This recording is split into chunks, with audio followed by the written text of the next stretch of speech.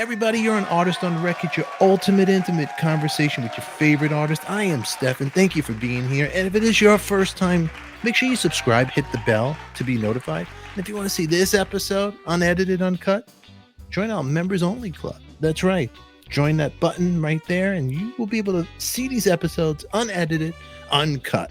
But in the meantime, our guest today is Jim Valley of Paul Revere and the Raiders. Right there. You might know that album with hits like Kicks, Hungry, The Great Airplane Strike. Good Thing, Him or Me, What's It Gonna Be? In mid-1967, with 3 gold albums, to their credit, the Raiders were Columbia's top-selling rock group. Their greatest hits was one of 2 releases selected by Clive Davis to test a higher list price for albums, and along with Bob Dylan's greatest hits. The album was produced by Terry Melcher. He also co-wrote a couple of songs for them as well. Terry was a big part of the Raiders, and Terry had a connection with the Beach Boys.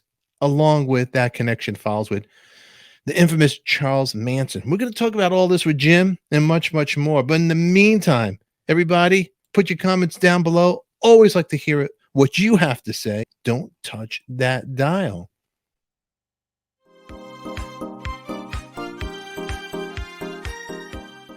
So now we're in the 60s, and here you are working with legendary producer Terry Melcher, who's known for producing the Byrds' first 2 albums, Mr. Tambourine Man and Turn, Turn, Turn, and as well as most of the hit recordings of Paul Revere and the Raiders, and his crazy connection with the Manson family. Everybody knows the infamous home on Cielo Drive, which was his house that he rented out to Roman Polanski and Sharon Tate. Did you ever go to the house itself? Yeah, a whole lot. He rented it. He rented it with Mark Lindsay, or leased it. Mark was kind of a loner. I mean, I don't know. That's all I can say. You couldn't really connect with him like on that. He was we connected, but and I loved the way he sang, and from outside, but inside the group, it was kind of like I'm center stage. And anyway, one of the things that happened was that I was hired as a performer, but also as a songwriter, to have a song on this first album, which was called Spirit of 67. So Terry and I had, played a couple songs. It's okay. These 2 songs, one of these songs we'll record on this album. And Phil had 2, Smitty had 1, Mark had 6, something like that. Yeah. Anyway, we're getting ready to set up to run through the song with the people that were there. Van Dyke Parks was a studio musician that, I don't know if you know who he is. Yeah, I do know.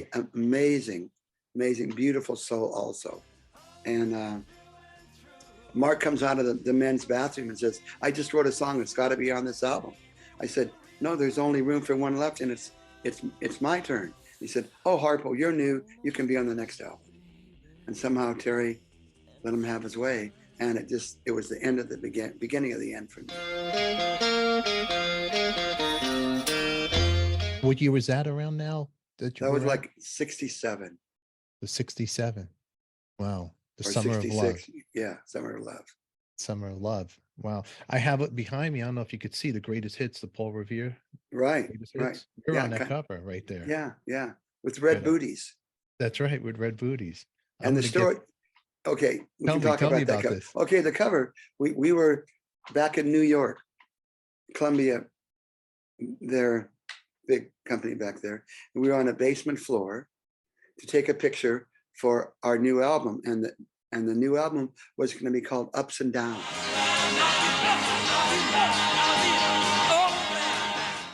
The new single, which I love. Mm-hmm. And so they said, doesn't matter. We're going to, from the top, waist up, from the bottom, waist up again, only your heads will be on the bottom. I mean, it sounded like a stupid concept. I think would have how do they sit on the toilet? I mean, but anyway, so it didn't matter what we had on our feet, and that were red booties that the airlines gave us. So I had those on, and that picture is the only the picture where I have my hands up like this. Everybody else has their hands down in front of their crotch. And somebody high up said, "That's the picture. That picture shows the group. Let's do a greatest hits." So there you go. That was it. That was it. Don't it seem like kicks just keep getting harder to find, and all your kicks. I see a lot of Terry Melcher co-writing on here as well. For Big sure. part of the band, Terry was. Absolutely. I mean, he really helped clarify their sound, because I mean he had it together. There was a song that should have been on there. That was a Barry Mann, Cynthia Weil, who wrote Hungry and Kicks. And they wrote a song for us as the song after Hungry, which when the Raiders were way up there. It was called Long Way to Go, and magic song. And Terry, electric violin, Ry Cooder played an oud, Egyptian, boom, boom, diddle, boom, boom, diddle, boom, you know, and guitars going, boom, boom, boom, boom, boom, boom, boom, boom, boom. And it was just hypnotic. It was like, to me, it was like a version, it was like Rubber Soul, what Rubber Soul did for the Beatles. This song would have done for the Raiders, would have taken us out of teeny bopper to a different level. And the whole song, Terry recorded it for a week. And he said, you know, I spent more money on this one song than I should be allowed to spend on a whole album. But we were all just knocked out with that song. It came time for Mark to do his vocal, and it didn't work. There was some high notes that he couldn't sustain, because, you know, I'm hungry. And so Terry started hearing things out of tune, and the track had a minor nervous breakdown, scrapped the song.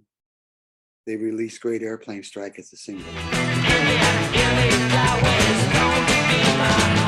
which is a cool song, but it wasn't, you know, a single really. And the last part of that story is that years later, well, in 67 or 68, I was signed with Dunhill Records and went on did some TV shows back in the East Coast, and bumped into Laura Nyro, she came to San Francisco for Where the Action Is. And we just kind of hit it off. And so there I am in New York, and I ran into her in a Rite Aid or something. And what are you doing? Well, come and stay with me tonight. Okay. And at that point, she gave me an acetate, a demo of Long Way to Go with Barry Mann singing it. And if you'd like, I can send you a copy of that. Oh. And we like I say, so it didn't come out, you know, they scrapped it. Years later, Sony Records was doing a new collection to try to make a new persona for Paul Revere and the Raiders as the bad boys of rock and roll, rather than as Dumb and Dumber, which to me they sort of became. And I said, well, what songs are on there? And he's reading me a list, and he says, Long Way to Go. I said, we got a long way to go. But it was never finished. Yeah, but we got to go into the multi-tracks and found this song that didn't have a lead vocal, and we loved it. So we asked Mark about it. Mark did not remember the song, which is hard for me to believe. But so he said, Mark said, send me the tracks, I'll write a lead vocal over. So he did, which was a piece of crap. Oh, I wish I could be a man or something. And as I'm talking to this guy, I said, you know, that's a Barry Mann, Cynthia Weil song, Screen Gems Publishing. And I said, I just happen to have the acetate. If you'd like, I'd send it to you. He said, send it to us, because we'll take it off the album, which they did. So that was that was my part of that. Laura, what an amazing songwriter. Oh God. And she never, you know, her songs were hits by what, Blood, Sweat, and Tears. There'll be one child born in this world to carry on. I mean, I love that her first one about the Wedding Bell Blues. Was on your side, Bill, when you lose. Wedding Bell for the Fifth Dimension. Big song. She used to go to recording studios in a horse and carriage. Oh, I mean, she was like, touted as Columbia. I don't know. I guess it was Clive Davis as Yeah. like, like Bob Dylan.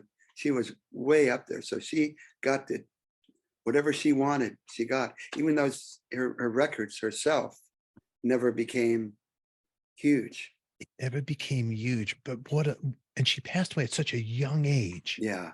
It's Yeah. such a shame, and a true legend. Wow. Because Very cool. she was at the Monterey. She was at Monterey and didn't really make a wave. Wow. But she was just amazing. In fact, when she came on Where the Action Is, she comes in on this black satin, dress and big black hat, red lips, and all the rest of the Where the Action Is crew thought, oh, so uncool. I said, no, that is absolutely cool. She is awesome. And that's when we went out that night and listened to some groups in San Francisco, but just a beautiful, beautiful soul. Wow. Very cool. Did you keep in touch with her afterwards? Well, yeah, I saw her, I went to see her. She did a concert in Seattle at the Opera House.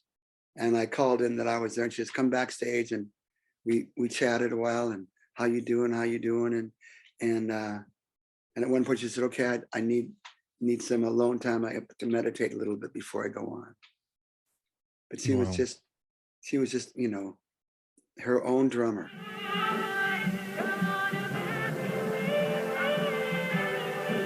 And Elton John, in an interview, once said that two of his heroes were Leon Russell and Laura Nyro.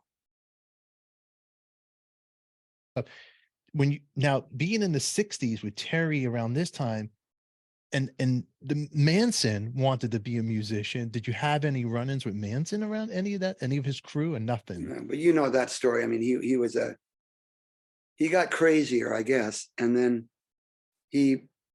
some of his girls got picked up by Dennis Wilson, and then they came and partied with him, and then they brought Charlie over, who moved in and became a Beach Boy roadie. I didn't know he was a roadie for the Beach Boys. And they even recorded, the Beach Boys recorded one of his songs.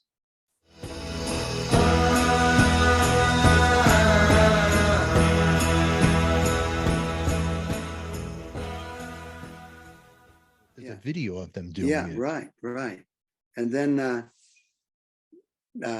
Dennis took him up to meet Terry to see if maybe Terry'd want to record him. And Terry laughed at his songs. And they weren't funny.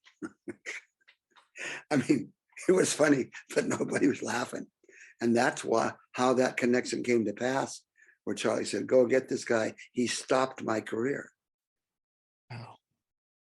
So when Terry left, did he think it was just funny songs that he was like, this is what this guy's doing? Like, no, he laughed because they were not great songs. Oh, so he laughed and mocking right in front of him. Right. Seeing this short little guy laugh. Yeah. Oh my God.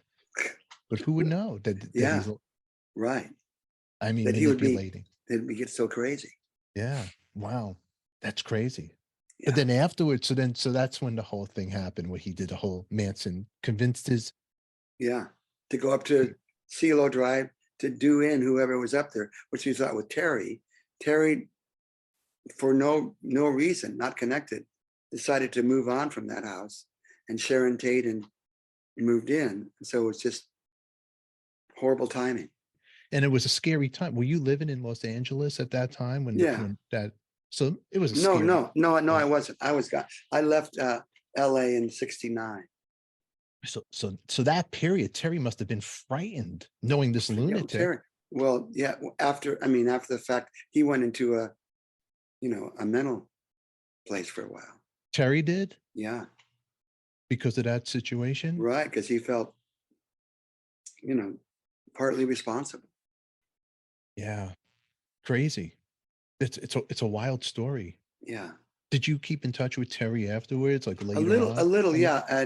10 years later, 77, I was a musical director for an original play down at the Orange Coast College, that we lived in Newport Beach, Laguna Beach, and at the end of that play, I called up a friend of mine, well, Billy James. I don't know if you know that name. That'd be an interesting guy for you if you could ever do an interview with him. He was Jackson Browne's manager. He was the Doors manager before they made it. Seemed like there was some other big group that he was manager of, and then they parted ways and they became famous. But anyway, Billy James, I called him up. I said, well, who do you remember? I said, well, Terry Melcher, Gabriel Meckler, you know that name? Mm-hmm. Yes. Gabriel Meckler was a soulmate of mine for a while. And I met them both. And Terry, I sang him a song called Neptune that I'd written after the play.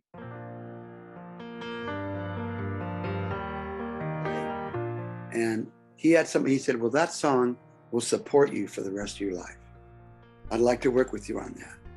And then he went to England, and you know how things happen. People say things, doesn't always work out. But I took his advice and made some changes. I'll send you an MP3 of that song, but it's pretty amazing. It was a dream song where I had a dream that the fish invited me to come and live with them. And I said, how about for a year? And they said, come on. So they swam me down on a nice queen size bed, and a circle of fish would pop air bubbles in front of my mouth so I could breathe while my gills were developing. That's how the song started. Neptune, king of the water, arrived. Neptune, king of the waters, arrived.